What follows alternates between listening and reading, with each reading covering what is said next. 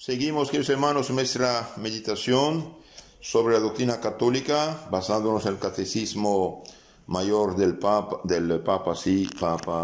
San Pío X, que escribió una cosa realmente maravillosa. Hoy veremos las preguntas 193 a 204. Es importante este tema es importante. Entonces, en nombre del Señor, vamos a ver qué nos enseña la Iglesia. Entonces, ¿quién es el Papa? Pregunta 193. El Papa, a quien llamamos, así sumo pontífice y también romano pontífice, es el sucesor de San Pedro en la Catedral de Roma, vicario de Jesucristo y cabeza visible de la Iglesia. Entonces, el Papa, al origen todos los obispos llamaron Papa, es decir, Padre, Papá. Y con el tiempo, poco a poco, este título se reservó al obispo de Roma, sucesor de San Pedro, que es también cabeza visible de la Iglesia. ¿Por qué el romano pontífice o el Papa es sucesor de San Pedro? El romano pontífice es sucesor de San Pedro porque San Pedro unió en su persona la dignidad de obispo de Roma y de cabeza de la Iglesia. Entonces San Pedro fue atrapado por Herodes en Jerusalén, lo echó en la cárcel, quería matarlo, pero el ángel lo liberó, todos sabemos esto, lo liberó. La iglesia de Jerusalén día y noche rezaba por él. De Jerusalén va a Antioquía de Siria, queda un tiempo y finalmente termina su vida en Roma, el año 67. Por no ser ciudadano de romano, bien fue atrapado y él mismo condenado a muerte, de la muerte más cruel que hay, la crucifixión, pidió el favor de tener la cabeza abajo, porque dijo San Pedro, yo no soy digno de ser crucificado, la cabeza arriba como mi Señor Jesucristo. Entonces San Pedro murió en Roma, fue sepultado en Roma y en el cementerio que se encontraba sobre una colina que llamamos el Vaticano, más tarde, en los años 320-24, Constantino, el primer emperador que puso fin a las persecuciones y que se hizo cristiano, bien, ahí construyó sobre esta tumba de San Pedro un mausoleo, una grande tumba, podemos decir, que va a ser la Basílica de San Pedro del Vaticano. Entonces, si el obispo de Roma es el jefe de todos los apóstoles, de todos los obispos, por esta razón de que San Pedro ahí dejó su cabeza y dejó también su sucesor, su lugarteniente, que llamamos obispo de Roma. Entonces, el romano pontífice es sucesor de San Pedro porque San Pedro unió en su persona la dignidad de obispo de Roma y de cabeza visible de la Iglesia. Estableció en Roma por divina disposición su sede y allí murió crucificado, como dije. San Pablo también murió en Roma, degollado por tener pasaporte romano. Por esto, el que es elegido obispo de Roma es también heredero de la autoridad de San Pedro. Hay unos protestantes, pobrecitos de ellos, sin ningún derecho toman la Biblia, la tergiversan, nos atacan, dicen cualquier cosa, no tienen ninguna razón. Si ellos nacieron 1500 años y más después de Cristo, ¿con qué derecho nos hablan? ¿Quién conoce mejor la historia de la familia? ¿La nieta o la abuela? Si es la abuela, pido que escuchen la abuela, la iglesia madre. Aunque uno pierde todos sus documentos, sus archivos, uno existe, ¿no? Supongamos usted perdió su pasaporte, perdió los documentos del carro. Usted existe, el carro existe, el carro es tuyo. Pues la iglesia, hace 2000 años, esto no enseñó y punto. Pobre gente. Pregunta 195. ¿Por qué el romano pontífice es vicario de Jesucristo? El romano pontífice es vicario de Jesucristo porque le representa en la tierra y hace sus veces en el gobierno de la iglesia. Nuestro Señor dejó las cosas ordenadas. Dejó las cosas ordenadas. Tú eres Pedro y sobre esta piedra fijaré mi iglesia. No dijo mis iglesias. Y vemos en toda la lista de los apóstoles en el Evangelio, siempre Pedro, Simón, llamado Pedro, Kefa, la piedra, es en primer lugar en la lista.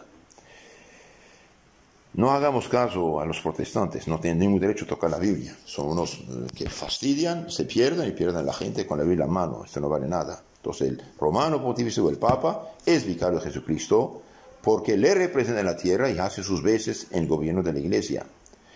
Porque el Papa es cabeza visible de la iglesia.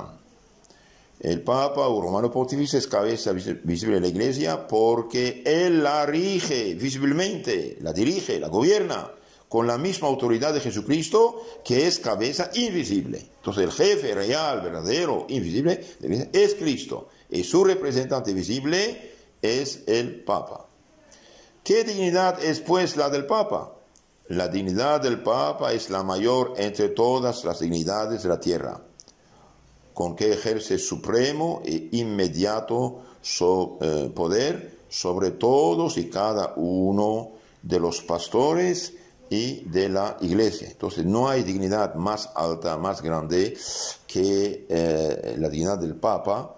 ¿Por qué? Porque es representante de Jesucristo y él ejerce el supremo e inmediato poder sobre todos y cada uno de los pastores de la iglesia y de los fieles cristianos. Por eso, hermanos, es muy importante rezar para el Papa, hacer oraciones, ayunos, limosnas, sacrificios por el Papa. ¿Por qué? Porque su responsabilidad es enorme. Es enorme. De ahí la importancia que el Papa escoja bien a los obispos, aunque en el primer milenio los obispos, el Papa los escogía para evitar abusos, problemas, concentró este poder en su mano también para escoger el obispo. Si el obispo que escoge es la persona adecuada, qué maravilla para la iglesia local. Si no es la persona adecuada, qué catástrofe. Por ejemplo, el Papa Benedicto, he leído que había removido 100 obispos de su lugar porque no estaban adecuados en su lugar. Significa que hay gente que hace pasar obispos y el Papa afirma quizás sin haber analizado a fondo el asunto, y ahí está el peligro para la iglesia. Entonces recemos por el Papa, recemos por el Papa porque es el pastor de los pastores. Pedro, ¿me amas? Sí, Señor. Pastorea mis ovejas, pastorea mis corderos. Capítulo 21 de San Juan.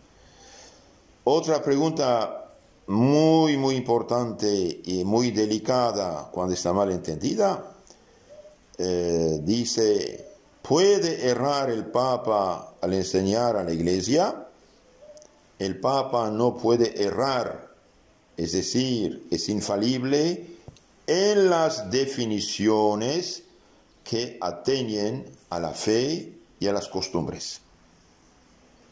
Entonces el Papa no puede equivocarse, es infalible cuando en las definiciones que atañen a la fe y a las costumbres. Cuando habla, como dice ex cátedra, cuando habla sentado en la sede, en la silla de San Pedro, y declara enseñanzas acerca de la fe y de la moral de las costumbres. Y también cuando da una enseñanza siempre enseñada. En estos casos no puede equivocarse. Pero como decía el Papa Benedicto, rara vez el Papa es infalible. ¿Por qué? Porque rara vez proclama dogmas, puntos de fe de este tamaño. Hoy hay un problema, la gente piensa que todo lo que dice, hace, escribe el Papa es palabra de Dios y por Espíritu Santo. Debería ser, pero puede también que no. ¿Por qué? Porque el Papa no dice todo lo que dije en ese discurso, tiene que creerlo bajo pecado mortal. Debería ser correcto todo, es verdad, pero la Iglesia no dice esto. La Iglesia, dice aquí el Papa, no puede el Papa errar, es infalible en las definiciones que atañen a la fe y a las costumbres. Entonces hay unos que dicen, todo lo que dice es palabra de Dios, es infalible. Bien, la Iglesia no dice esto. Esto no es doctrina católica. En la pregunta 199 tenemos esto. ¿Por qué motivo el Papa es infalible? El Papa es infalible por la promesa de Jesucristo y por la continua asistencia del Espíritu Santo. Ahora, sabemos que esta misión es, en primer lugar, para enseñar la verdad cristiana y preservarla del error, de la corrupción. Por eso hace 2000 años, cada vez que alguien vino tergiversar el mensaje cristiano, bien, los obispos y el Papa en primer lugar se levantan y dicen, esta es la fe católica y maldito el que dice otra cosa, en palabras de San Pablo. Primera Gálatas capítulo 1, 8. Entonces el Papa es infalible por la promesa de Jesucristo y por la continua asistencia del Espíritu Santo, en la fe, en la moral, en todo lo que pertenece a las buenas almas. Ahora, ¿cuándo el Papa es infalible? Ya lo dijimos en parte. El Papa es infalible solo cuando, en calidad de pastor y maestro de todos los cristianos, en virtud de su suprema y apostólica autoridad, define que una doctrina acerca de la fe o de las costumbres debe ser abrazada por la Iglesia Universal. Entonces, aquí el Papa, en el Catecismo, pregunta 200, lo dice muy claramente. El Papa es infalible, no puede equivocarse solo cuando en calidad de pastor y maestro de todos los cristianos y en virtud de su suprema y apostólica autoridad define que una doctrina acerca de la fe o de las costumbres debe ser creída, abrazada por toda la Iglesia. Por ejemplo, el Papa Pío XII, no me acuerdo, en 1954 ahí, o 50, define que la Virgen María subió en cuerpo y alma al cielo. Esto es la fe católica y todos deben creer en esto. Cuando el Papa dice, un hombre, una mujer, hasta la muerte, son casados por la Iglesia, benditos, no hay divorcio, bien, esto pertenece a la fe y todos los católicos deben aceptar esto. Entonces, hoy, como dije, hay unos que piensan que todo lo que hace o dice es palabra de Dios. Debería ser correcto, es verdad, pero el Papa no obliga a eso, esto no dice la Iglesia.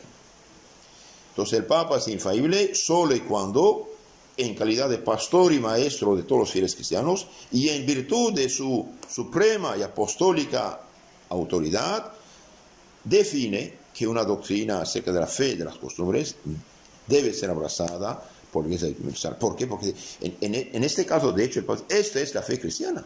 Ahí nos explica lo que es la fe cristiana, la moral cristiana. ¿Qué pecado cometería el que no creyese las solemnes definiciones del Papa?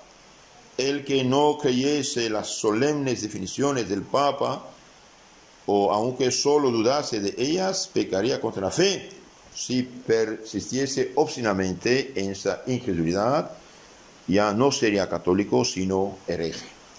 Y bien, como dijo el Papa Benedicto XVI, rara vez el Papa es infalible. ¿Por qué? Porque no compromete esta autoridad cada rato.